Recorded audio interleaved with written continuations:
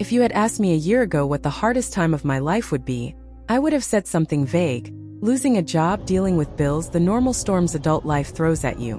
I never imagined the real answer would be caring for my dying mother, while watching my marriage disintegrate in front of me. My name is Emily Harris, I'm 34, and until recently I believed my husband Lucas Harris, age 38, would stand beside me through anything. We'd been married for 10 years, had 2 children together, and built a life that looked steady, dependable, and unshakable from the outside. But all it took was one crisis, my mother's illness, to expose cracks I hadn't even realized were spreading underneath our feet. My mom, Joanne, had always been the strongest woman I knew. She raised me on her own after my dad left when I was 6. She worked 2 jobs, skipped meals to make sure I ate, and never once complained. If she loved you fiercely, fully. She was my anchor. So when she got sick, really sick, I didn't hesitate for a second. Lucas and I moved her into our home in Clearwater, Florida, and I devoted every spare moment to caring for her. Every doctor's appointment, every medication schedule, every late-night panic when she couldn't breathe, every slow, heartbreaking decline. I was there. I wanted to be there. But Lucas? He was present in the house, not in the situation. He wasn't cruel. He wasn't abusive. Just absent. Like my grief bored him. I tried to balance everything. Taking care of the kids, caring for my mom, cooking, laundry, managing the house, trying to keep my full-time job afloat. It felt like I was running a marathon with sandbags tied to my legs. Meanwhile, Lucas came home from work, ate dinner, showered, and retreated to his office to play video games or scroll his phone. Some nights, he would glance toward my mom's room and say, "Is she doing any better?" But he didn't step inside. He didn't sit with her. He didn't ask how I was holding up. I told myself he was tired, stressed, overwhelmed. But deep down, a small voice whispered, "He just doesn't want to deal with it." Then came the night everything shifted. My mom had a really bad episode. Her breathing was shallow, her skin pale, her hands cold. I sat beside her all night, holding her hand, wiping her forehead, whispering comforting words even though I knew she was barely conscious. At one point, around 3 in the morning, Lucas walked into the hallway, rubbing his eyes. Instead of asking if she was okay, or if I was okay, he said, "Do you have to keep the door open? The light keeps waking me up." I stared at him, exhausted, hollow, stunned. "She's struggling to breathe, Lucas," I whispered. "I'm scared to leave her alone." He sighed, actually sighed, and said, "Well, I have work in the morning. I need sleep." And then he walked back to our bedroom and closed the door. I sat there staring at the closed door for a full minute before I started crying silently, trying not to let the sound disturb my mother. In that moment, something inside me cracked. A small fracture at first, one that would eventually split wide open. The next few weeks were brutal. Mom was getting worse. Her doctor quietly told me she likely had 3 to 5 months left. I went home that day and locked myself in the bathroom, sobbing into a towel so the kids wouldn't hear. Lucas knocked once, asked, "You okay?" And when I didn't respond immediately, he walked away. Not even a second knock. No coming inside to hold me. No asking what the doctor said. Nothing. Just disengagement wrapped in indifference. Meanwhile, his mother, Caroline, started calling more often. First it seemed supportive. "How are things going? Is your mom comfortable? Are you getting any rest?" But soon the tone shifted. Quickly. Subtly. Then not subtly at all. One evening, after I'd spent the entire day helping my mom bathe, feeding her soup, trying to get her to keep down medication, Caroline called. Before I could even say hello properly, she snapped, "Emily, you're neglecting Lucas." I froze. "I'm sorry, what?" "He told me you haven't been cooking real meals, the laundry isn't done, and you barely even talk to him anymore." My grip tightened on the phone. "I'm caring for my dying mother," I said slowly. Caroline sighed dramatically. "Yes, but Lucas is your husband. You made vows. You can't abandon him just because your mother is sick." Abandon. That word hit me like a blow to the chest. I swallowed hard. "So I'm supposed to ignore my mother while she's dying?" "I'm saying," Caroline said, her voice icy, That a good wife can balance both. I wanted to scream, but I didn't, because I didn't have the energy. I hung up, walked into the kitchen, and slid to the floor, shaking. How was I supposed to be a good wife, a good mother, and a good daughter all at the same time? How was I supposed to survive this? But the worst hadn't come yet. Not even close. Because what happened next? What Lucas said to me. What he demanded of me. What he did while my mother was fading away. That would break something far deeper inside me. Something that would never fully heal. Not long after that call with Caroline, things in our house shifted from difficult to unbearable. Everything Lucas said, every expression he made, every sigh, it all carried a new edge. A sharpness I hadn't seen before. A resentment. He didn't hide it anymore. He was irritated that my mom was in our home. I could see it in the way he walked around her room without looking inside. In the way he avoided any conversation about her condition. In the way he threw his jacket onto the couch instead of putting it away, loudly, deliberately, so I'd hear it. Even the kids sensed the tension. One afternoon, our daughter Madeline asked, "Why is Daddy mad all the time?" And I didn't know what to say. Because how do you explain to a child that her father resents her grandmother for being sick? The breaking point came on a Sunday. My mom had hardly eaten for 2 days.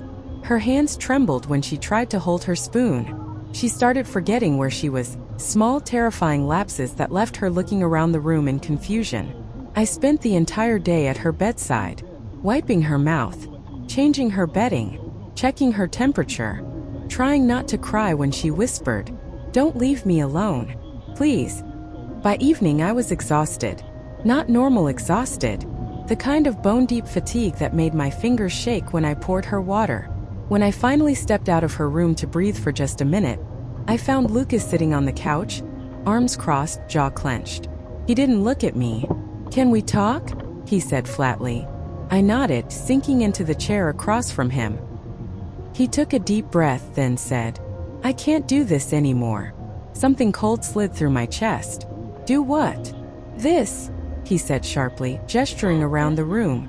"This house, this situation, the constant stress, you spending every second with your mother instead of your family." I stared at him, stunned. "My mother is dying, Lucas." He rolled his eyes. "You've said that 1,000 times." I felt my heart thud in my chest. What is that supposed to mean? "It means," he said, "that I know she's sick. I know it's sad, but you're letting it consume your entire life." I blinked, not understanding. He continued, "You're choosing her over us. Over us." I stared at him like he had turned into a stranger. "I'm not choosing her," I said quietly. "I'm taking care of her. She needs me." "And we don't," he snapped. "The kids still have you. I still have you. But you don't care about any of that anymore." "Yes, I do." "No," he cut in. "You don't." My voice cracked. "She's dying, Lucas. She has months left. Months." "So," he shot back, "so I'm supposed to wait around for you to be my wife again? What about me? What about our marriage?" I stared at him, stunned. He leaned forward. "It's been all about your mother for months, and I'm done being last on your priority list." I whispered, "You're jealous of a dying woman?" He slammed his hand onto his knee.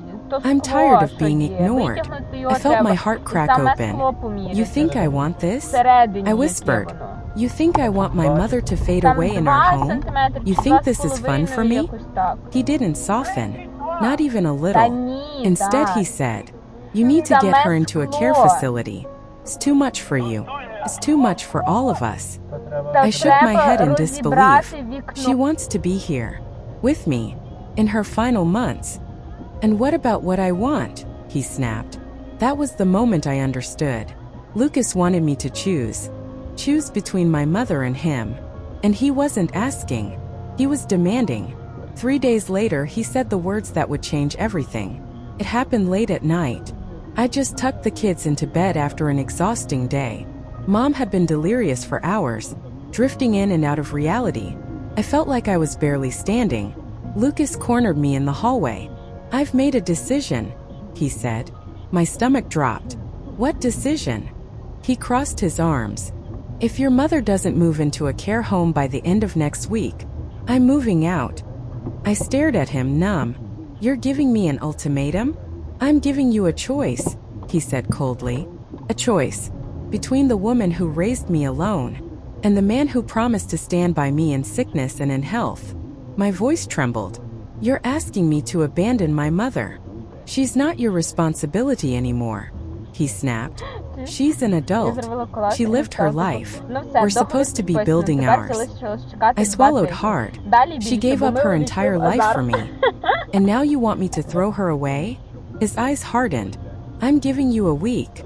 I spent that night lying on the floor of my mother's room, holding her hand while she slept. She didn't know what was happening. She didn't know the man in the next room was trying to force me to choose between the two people I loved most. But even if she had known, she would have told me the same thing she always did. Do what's right, not what's easy. And taking her away from her home, the home where she raised me, where she built her life, was not right. But Lucas didn't care.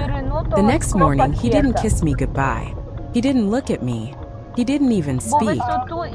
He just shoved on his shoes, grabbed his keys, and muttered, "You know my deadline." He walked out the door, and something inside me broke completely. Not cracked, not fractured, shattered. Because deep down I knew, if a husband can give you an ultimatum while your mother is dying in the next room. He was already gone long before he threatened to leave. The week Lucas gave me passed in a blur. A horrible, suffocating blur where each hour felt like it tightened a rope around my chest. He barely spoke to me, barely looked at me, barely acknowledged that my world was collapsing in two different ways at once. He woke up, got dressed for work, ate breakfast in silence, and left. Came home, dropped his things on the table, asked the kids about school, then retreated into the office until midnight. Not once did he ask me about my mother. Not once did he ask if I needed help. Not once did he check on her. When I placed her meals on the nightstand or adjusted her blankets, I could hear him sigh loudly in the hallway. Not with concern, but with irritation. The kids started asking questions. Why is Daddy mad? Why does Mommy cry so much? Why won't Dad help Grandma? I tried to hide my pain from them, but kids see everything. One night, after I tucked our son into bed, he whispered, "Is Daddy leaving?" The question hit me like a physical blow. "I don't know," I whispered honestly. He nodded quietly, far too mature for his age, and rolled onto his side. I went to my mother's room immediately after and broke down quietly beside her, holding her fragile hands. She was too far gone to understand fully, but she squeezed my fingers weakly, a faint reminder of who she used to be. 5 days into Lucas's ultimatum, I finally reached a breaking point. I was helping my mom drink water when she suddenly started coughing violently. Her chest heaved, her face flushed, and for a moment she couldn't catch her breath. I panicked, calling Lucas's name. He was in the next room. "Lucas, I need help." Nothing. "Lucas." Still nothing. I rushed out into the hallway and found him sitting on the couch scrolling on his phone. "I need your help. She can't breathe." He didn't even stand. He didn't even flinch. He just sighed and said, "Emily, she always looks like that." My blood ran cold. She could be choking. He shrugged. "You're overreacting again." I couldn't process what he said. I rushed back to my mom's room, helped her sit upright, rubbed her back, held water to her lips, and tried not to cry as she gasped for air. When she finally calmed, I sat on the floor and sobbed. Not because of the episode, but because Lucas hadn't moved an inch. Because he didn't care. Because I was alone. Completely, utterly alone in a home we were supposed to share.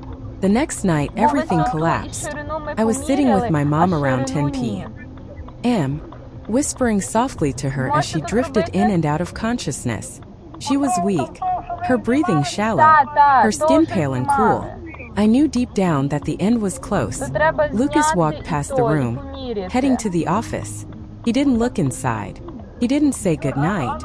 He didn't acknowledge her. As he passed me, he muttered, "You need to make a decision." I looked up at him, exhausted, hollow. "I made one," I said quietly. He turned. What? I'm not sending her away. His jaw tightened. You're choosing her. I'm choosing compassion, I whispered. I'm choosing love. I'm choosing to be with my mother while she dies.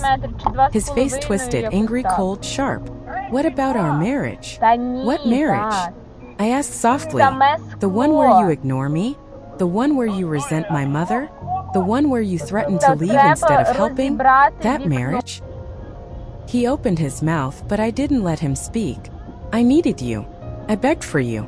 I cried for you. And you walked away every single time.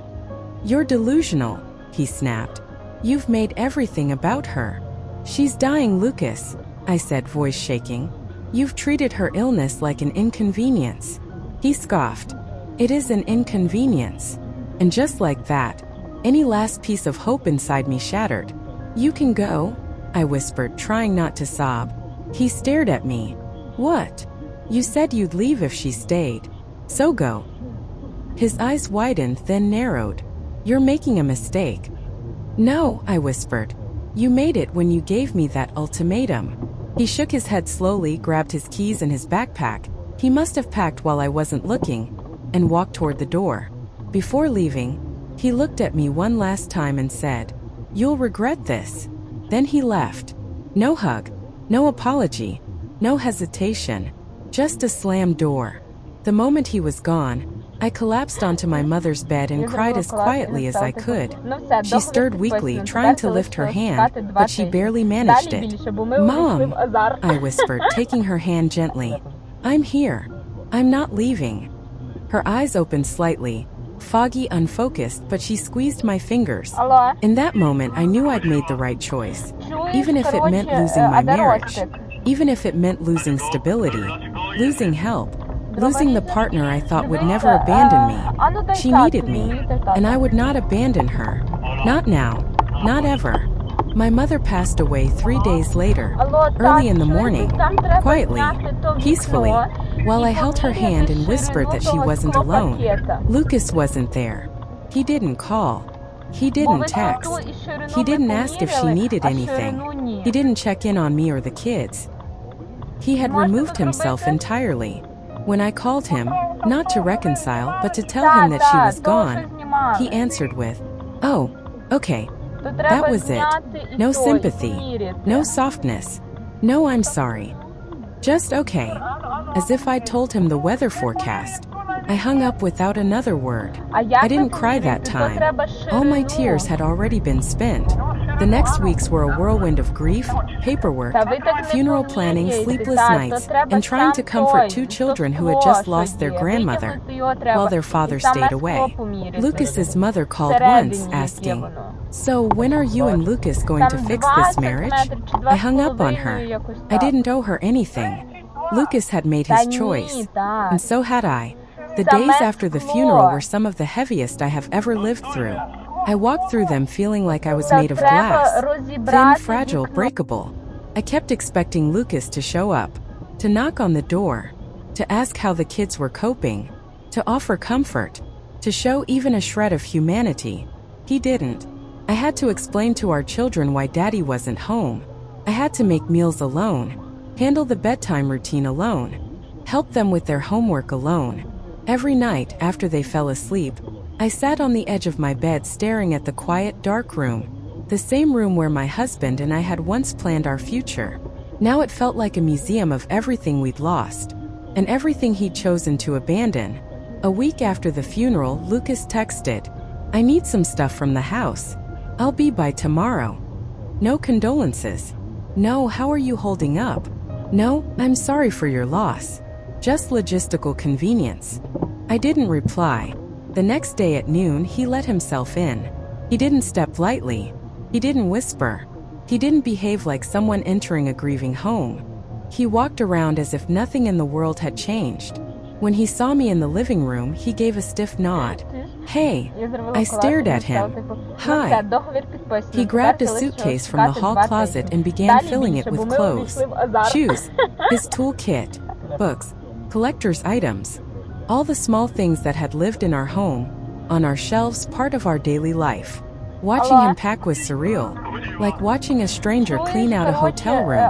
At one point, he looked over his shoulder and said, "So what's your plan?" "My plan," I repeated. He shrugged. "With the house, with the kids, with everything." "My plan," I said slowly, "is to raise our children, keep the house stable, and heal." He scoffed under his breath. "You're being dramatic." I felt something inside me snap again. Not painfully this time, but cleanly, like a final thread cutting loose. "Lucas," I said quietly, "you threatened to leave unless I abandoned my dying mother. And then when she passed away, you still didn't come back.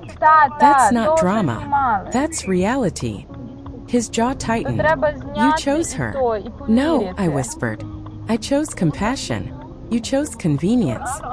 For a moment, he looked like he might argue, but then he shook his head. "You'll regret this." He kept saying that, like it was a curse he wanted to place on me. But I didn't feel afraid anymore. I felt free. After he finished packing, he grabbed the suitcase and walked toward the door. He didn't hug the kids. He didn't say goodbye. He didn't ask if they were okay. He simply muttered, "I'll call later," and stepped outside. He never called. Not that day. Not the day after. Not the week after. My daughter finally asked, "Does Daddy not live here anymore?" And I had to swallow a lump in my throat before answering, "No, sweetheart. He doesn't." She cried quietly in my arms, and I held her until her breathing slowed. My son stood silently in the doorway, watching, processing, far older than his years. That night, after they fell asleep, I walked into the living room, sat on the couch, and let myself cry. Not for Lucas, but for the version of him I thought I married. Because that man?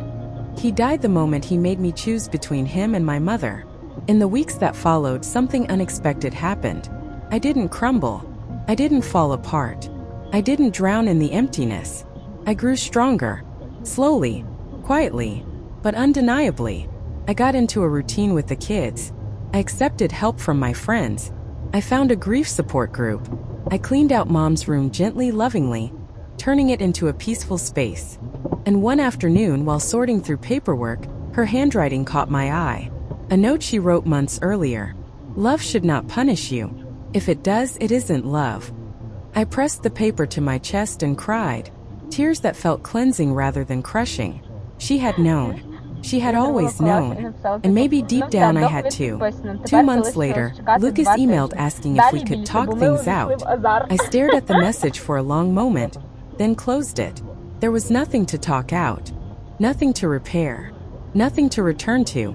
He hadn't lost me. He had pushed me away.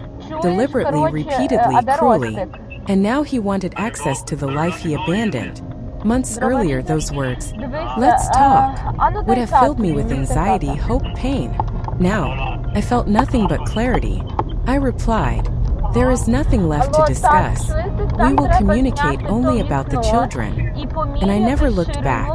Today I am still healing, still grieving, still finding my footing. But I am stronger than I ever thought I could be. I survived losing my mother. I survived being emotionally abandoned by the man I trusted most. I survived ultimatums, manipulation, and loneliness. And through it all, I chose compassion. I chose loyalty where it mattered. I chose love, real love. Not the performative kind Lucas offered. Not the conditional love he demanded. The kind of love my mother taught me. The kind that stays. The kind that doesn't run. The kind that doesn't punish. And because of that, I can finally breathe again. Not weaker, not broken, but free. То скло, що є, витягнути його треба, і саме скло поміряти, всередині, яке воно.